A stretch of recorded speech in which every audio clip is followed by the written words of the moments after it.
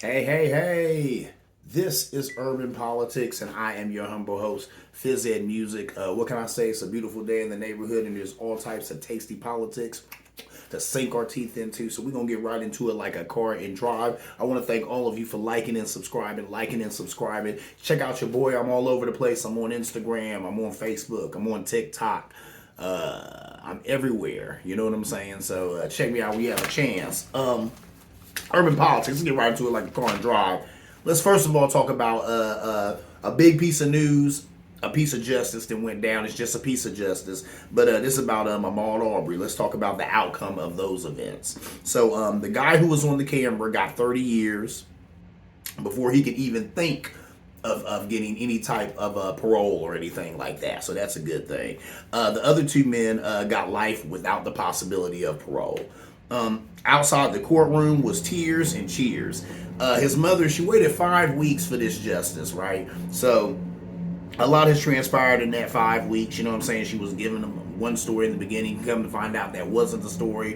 Her son was actually wrong. So then she got to sit in court and wait for justice. Like I said, it was tears and cheers. You know, they got tears because we have the loss of life here. None of this will bring Ahmaud Arbery back. But cheers, of course, because his mom is getting justice, and it looks like people are actually being held to account, which doesn't always happen around here. Around here, I mean America. So that's why there was a lot of cheering outside that courtroom, right? All three men were convicted of murder. Travis McMichaels, 35. His father, Gregory McMichael, 66. And their neighbor, William Bryant, 52. You know what I'm saying? So you got a dad and a son who actually, did the chasing after and the murdering of Ahmaud Arbery, and then you have the neighbor who filmed it. So there's that. The judge had 1 minute of silence for the 5 minutes that Ahmaud Arbery spent running for his life. I think that was huge right there. That was paramount. And it also shows a certain level of humanity from that judge. That judge was feeling this. This judge felt Ahmaud Arbery's pain. You know, that's why you've seen some justice done here. And I like to think that the jurors were too, because, you know, of the outcome that they came to. But that's interesting right there, how he made everybody in that courtroom pause. So we're going to at least give a minute to represent the 5 minutes that this brother needlessly ran for his life one day because a couple of people wanted to kill him because of the color of his skin, right? So that was huge right there. Judge Walmsley said the case should prompt us to consider what it means to be a good neighbor. Assuming the worst in others, we show our worst character. Golden words right there. I get that and I agree with that. You know what I'm saying? They always say when you make an assumption, you make a out of you an umption. So don't be making assumptions. Don't be assuming anything. And right here, like you said, when we assume the worst of others, we show our worst character. And that's what happened here. They assumed that Ahmaud Arbery was a criminal. They assumed that he was up to no good. They assumed that the worst. So the worst part of them came out that day, right? So there you go. So that was good right there. I like how, fact, like I said, this judge was humanizing Ahmaud Arbery. Too many cases they don't humanize, you know what I'm saying, black and brown people who get killed needlessly by others with gun violence. You know, that's the first thing they want to do is dehumanize them. Even in this case, I think they were saying that the judge, you know what I'm saying, that was, working to help these guys who had, you know, shot and killed him or whatever, going to point out that he had dirty nails. Dirty nails? That's all you had?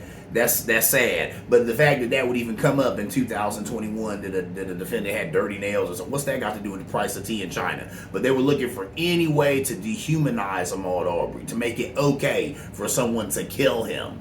It didn't work. Glory be to God for that. So there's that. That was huge. So in that case, some justice has been done. Let's break it down. We got 3 people who did some bad stuff, right? We got one guy who just filmed it. We got one guy who shot a brother, and we got the other guy who was chasing the brother. The guy chasing the brother and the guy shooting the brother, they're never going to see the light of day.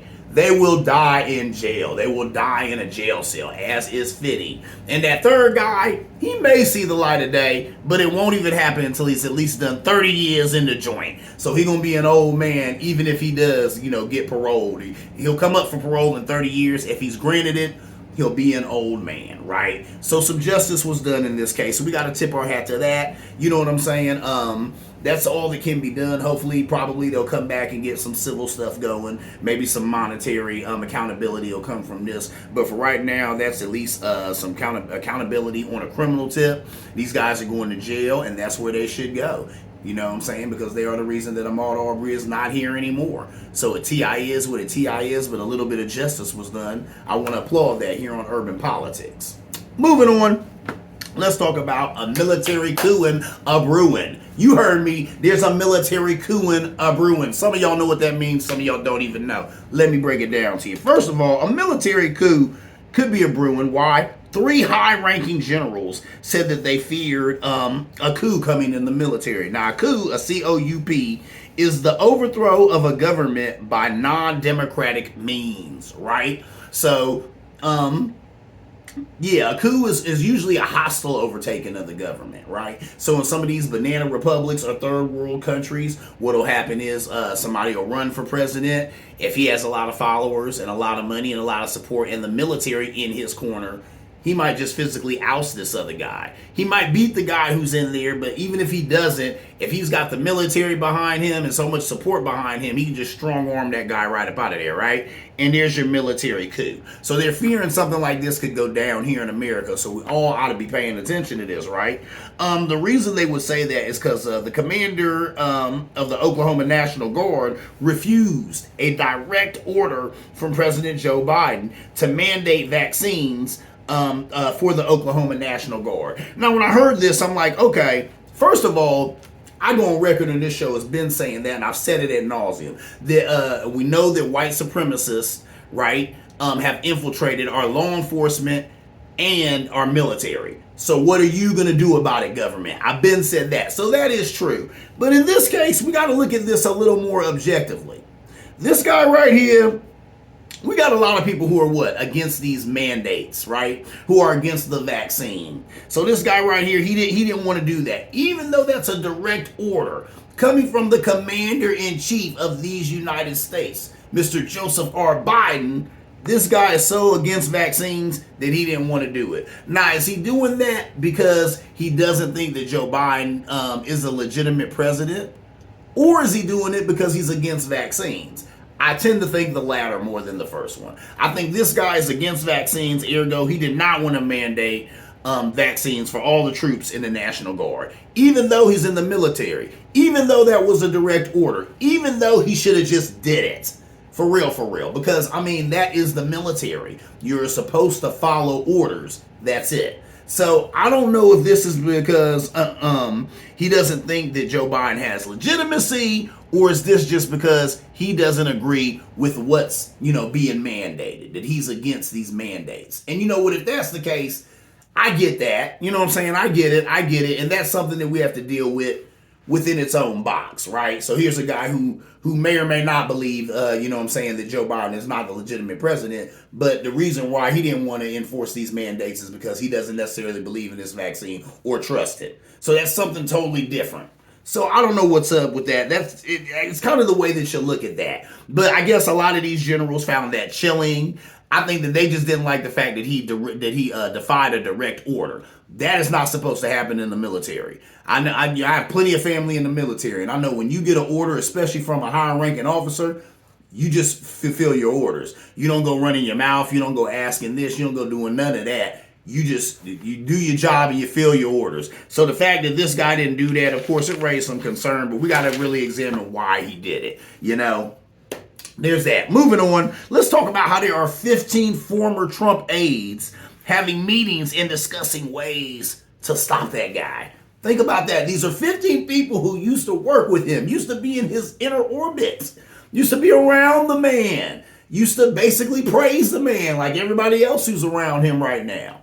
Now, they've woken up, they've seen the light, and they're going on a tour. Well, let me get to all that, but they're discussing ways to stop him from ever getting office again, because he's done a lot of damage to this democracy. If he gets in there again, he could destroy it completely. And these people know what's up. I mean, they've been in the room with the guy, so they already know what he's about and what he's on, right? So they're discussing the best ways to get the message out about Trump. And the one lady was saying that TV is a means that they'll go. Now, have you seen the Lincoln Project? They got plenty of commercials going in on Trump. Oh, he's this, he's the worst president ever did. And some of those commercials are really good. Hats off to the Lincoln Project because they get it in. I've discussed some of their stuff here on the show. They're good over there. They definitely do not like Trump, and they let the world know that they don't like Trump, and here's why you shouldn't like Trump. So, there's going to be plenty more of that coming. Some more TV spots about why Trump is such an evil and horrible dude. I'm talking about touring the country, a listening tour. Yeah, they got that from Barack Obama. Remember, he's just going to go around on a listening tour, try and listen to people, find out what their grievances were, are. The right tried to call it an apology tour. It's not an apology tour. It's a listening tour. Let's go out here and listen to Americans. This is not a bad idea. We definitely need to listen to Americans. We need to listen to some of these trumpeters. Because for some of them, it ain't all about the racism. For some of them, it ain't all about the misogyny and all of that. You know what I'm saying? A lot of them, it blows me away. I'm listening to Fox News, I listen to conservatives, and you always hear this from real life conservatives who follow Trump. They say, I don't like Trump, but I like his policies. The man had racist policies. But the GOP being the GOP, they always give you that. Oh, I don't like the man. I don't like his character. I don't like his personality. But I do like his policies. I think he had some good policies. We need to keep the policies, but get rid of that personality that's just this dog in the Republican Party. Whatever. So there's that. I don't agree with it, but I guess if I was a conservative, I would like his policies. They like his policies. I think it's all garbage. But there's that. They're going to go around and not only talk about the former president, but they're going to talk about everybody in his circle. So they're going to talk about your Kevin McCarthy's and your Steve Bannon's and your Marjorie Taylor Greene's. I'm going to talk about her in a minute. But all of these people in his orbit, in his circumference that have done nothing but pile on and add on to this movement of Trumpism that's going on here in America. And you can't leave them out. You know what I'm saying? Trump is he's a horrible, awful juggernaut in politics, but he doesn't act alone. He gets a lot of support from a lot of other bad actors, you know what I'm saying, who believe in his mission, and believe in his actions and such like that. So we can't leave them out. So I like the fact that they're going to go around the country talking about Trump and how bad he is, how bad his policies and such are. Well, they probably won't poo-poo his policies, but they'll poo-poo the man. But at least they're also going to talk about some of these just horrible individuals who have aided him. It's just ridiculous. We cannot let them off the hook, okay? There are a lot of congressmen and women who they need to be held to account of how they have aided and abetted this madman who has just had his way with American democracy. Anyway, moving on, let's talk about the notorious or the deplorable MTG, Marjorie Taylor Greene. Told you I was going to talk about her, right? All right, we got to talk about her. Marjorie Taylor Greene. Here's a woman who has been censured because she runs off at the yip yap and says crazy stuff on the congressional floor, says crazy inappropriate stuff about other congressmen and women, says crazy inappropriate stuff about legislation, says crazy inappropriate stuff about masks and mask mandates and vaccines and vaccine mandates and all this other stuff. So she's been censured, which means she can't even add her 2 cents in the committee that she's on. So she's basically getting paid $175,000 a year. More than that, we'll get into that. A year from us, the taxpayer, to do nothing, right? What is she doing up there all day? What could she be doing?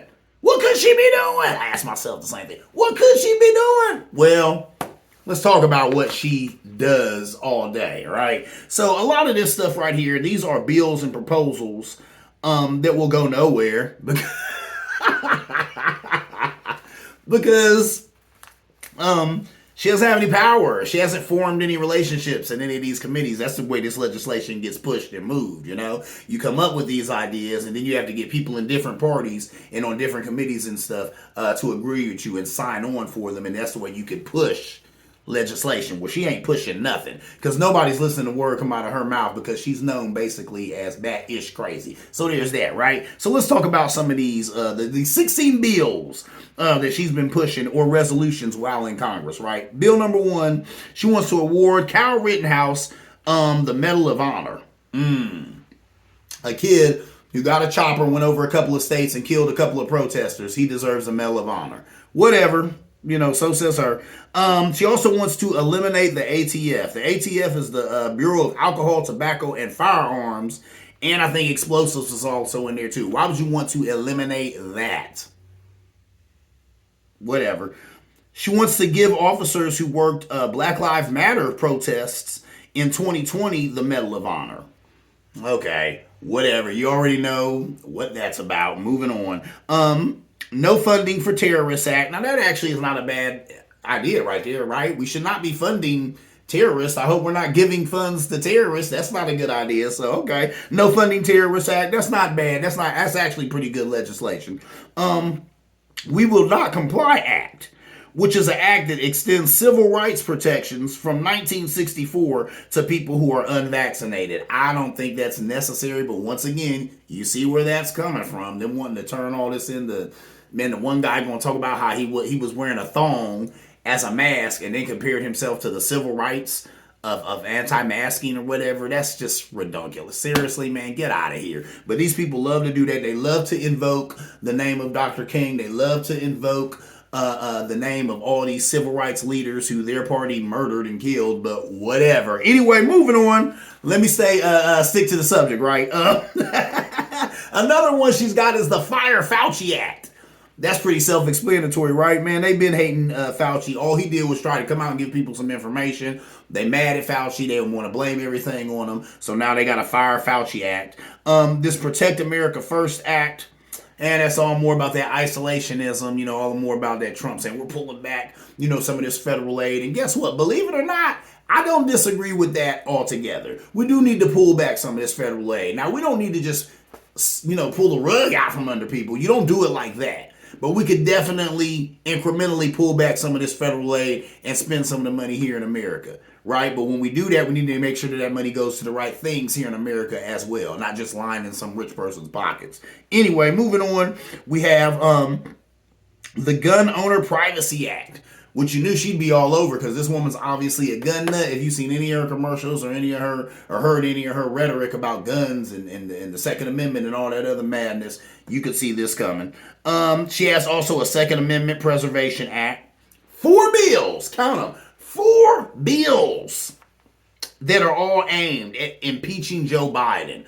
One bill, she wants to impeach him because of Afghanistan, and then some of the other bills, she just wants to impeach him for breathing and being a Democrat. So it's ridiculous, and it's a waste of time. Why you need 4 bills to impeach one guy who you're not going to impeach because he hasn't done anything impeachable? But whatever. She got 4 bills to impeach Joseph Robinette Biden. I don't see that one. She has a bill to expel Maxine Waters from Congress. You know how that is. Republicans hate Maxine Waters. Bill O'Reilly, he was the one. He went at her right, guns a-blazing, lost his show, lost his spot on Fox. He had to leave with all his money and all his book deals and get right up off of Fox. So I think he's found some kind of safe comfort on the internet, but he ain't got his show on Fox no more. That's what happened when you run afoul of Miss Waters. But she's still mad at Maxine Waters for a whole host of reasons. There's a lot of reasons that Republicans don't like her. You can go ahead and get your Googles on and you can find out why that sister has not too many friends in the Republican Party. But I'm a good friend of Maxine Waters. I love her to pieces. Anyway, moving on, a bill honoring local police. So she wants to honor the local police in her district for, different good stuff that they're doing. That's fine. I don't think there's anything wrong with that at all. You know what I'm saying? Police do a hard job. You want to honor some of the police officers in your district. That's cool legislation. See if you can push that. All of this gets her a lot of attention, right? And a lot of donor dollars, but her constituents suffer because they're not getting any representation. Remember, this woman really doesn't have a voice. She's been censured. So there's a lot of things that people voted for her and sent her there to do that she just cannot do. But she's getting a lot of donor dollars and a lot of attention because she keeps a lot of this other crap going, a lot of this madness going, a lot of this culture war type stuff going. And the right eats that up. Her constituents eat it up. And that's what it is kind of on the right. I said that on the last show, maybe the show before that, I'm going to say it again. A lot of these people who are in the Republican Party who sit on the right, they're not interested in legislating. They're not interested in doing the hard work of politics. They don't want any of that. You know what they want? They want fame and they want the limelight. They want to put on nice clothes. They want to get in front of a camera and they want to bloviate about whatever and take in a bunch of donor dollars for nothing. These people don't even want to pretend to work. They don't pretend to work. You ask them about legislation, they can't tell you about none. They can show enough go on and on and on about critical race theory and about transgender kids playing female sports. So it's ridiculous. It's sad. It's the state of affairs in this country. With that being said, let me move on to my last bit of information, my IPA of the week. This is a good one right here. It's by Hop Valley, and it's called Bubble Stash. What you know about the Bubble Stash? IPA cryo hops. That's something. This right here says, what do they say here? Our stash of mosaic cryo hops bring a blend of fruity, tropical flavors and a touch of resin to this new age IPA. You won't want to pass this one. That's something. Am I reading that right? A touch of resin. R-E-S-I-N, resin. Yeah, that's what's up. I'm going to tell you, this Bubble Stash is delicious. It's tasty. If you got a little bit of money, please, you know what I'm saying, go out here and get you a little bit of this Bubble Stash by Hop Valley. It is, I'm trying to find here, how strong is it? It's a 6.2% alcohol. That ain't bad at all. That ain't bad. You know, most beers are what, 5.0%, 5.5%. You know, 6.2, that's not too strong. A lot of your IPAs can be 7, 8, 9% alcohol. So that's kind of lightweight low for an IPA, but that's a really good IPA. Like I said, if you got a little bit of money in your pocket, you might want to go check that out, that Bubble Stash. Go get you some of that. It goes hard, right? All right, that's what's up. Hey, that is my time. This right here has been Urban Politics. I am your humble host, Phys Ed Music. If you like what you're seeing, like and subscribe. Like and subscribe. Tell a friend. Tell your mom. Tell your sister. Tell a cousin. Tell an auntie that they need to be watching Urban Politics with your boy Phys Ed Music. And as always, I'm going to see you around like a donut.